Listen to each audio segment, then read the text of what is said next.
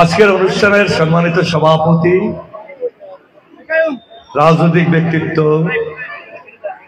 আপনারা প্রমাণ করেছেন এই অঞ্চলের জনপ্রিয় মানুষ, শিক্ষা অনুরাগী, একটি বিশাল পরিবারের বিশাল রাজনৈতিক পরিমণ্ডলে বেড়ে ওঠা, সামাজিক অঙ্গনে যে পরিবার এর অনেক অবদান।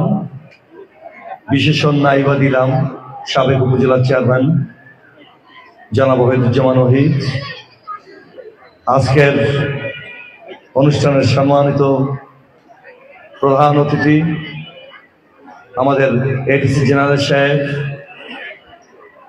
যিনি আমাদের পৌরসভারও দায়িত্বে, শুধুমাত্র পৌরসভার দায়িত্বে নয়, বরিশালের মানুষ হিসাবে তিনি আমাদেরকে, পিরোজপুরকে অনেক সমৃদ্ধ করেছেন। জনাব আসাদুজ্জামান, যার কর্মতৎপরতায় আমি এবং বর্তমান প্রেক্ষাপটের রাজনৈতিক নেতার কর্মীরা মুগ্ধ এবং তার সার্বঙ্গীন কল্যাণ সবসময় কামনা করি। আজকের অনুষ্ঠানের জেলা প্রশাসকের অনুপস্থিতিতে প্রধান অতিথির আসন অলঙ্কৃত করেছেন।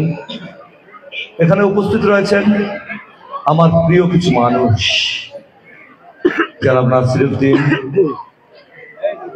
ফরিদ সাহেব সহ অনেকে,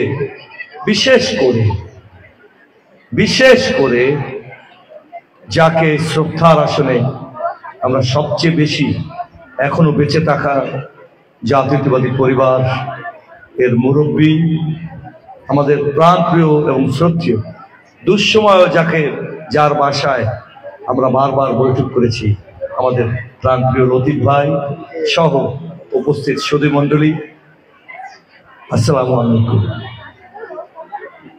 কাজী তৌহিদ আর মানিকের নাম এতক্ষণে বলিনি, অথবা আমাদের কাজী আনিস। প্রিয় উপস্থিতি, আমি এই কলেজের 90-তে এসেছিলাম একবার।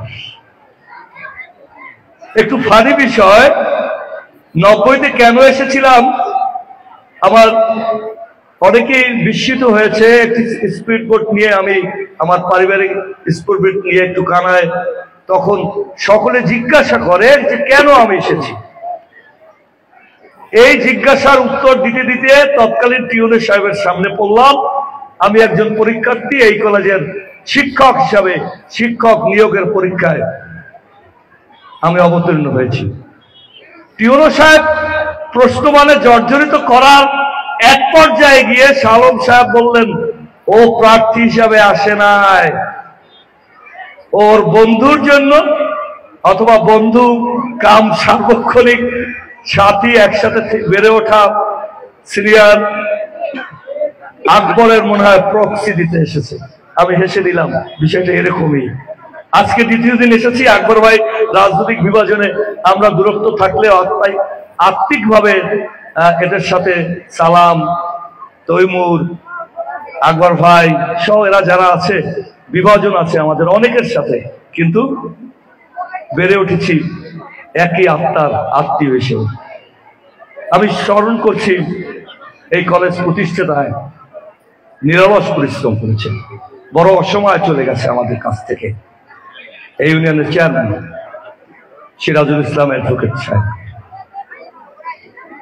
তার সাথে যারা সেই সময় এই কলেজ প্রতিষ্ঠায় সহযোগিতা করেছেন, সেই সমস্ত মানুষ যারা আমাদের ছেড়ে চলে গেছেন, তাদের সকলের রুহের মাগফিরাত কামনা করছি।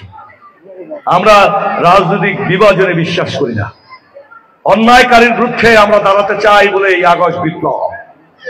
এই বিপ্লবের মূল সুর হল যারা অন্যায় করেছে তাদের বিরুদ্ধে দাঁড়ানো।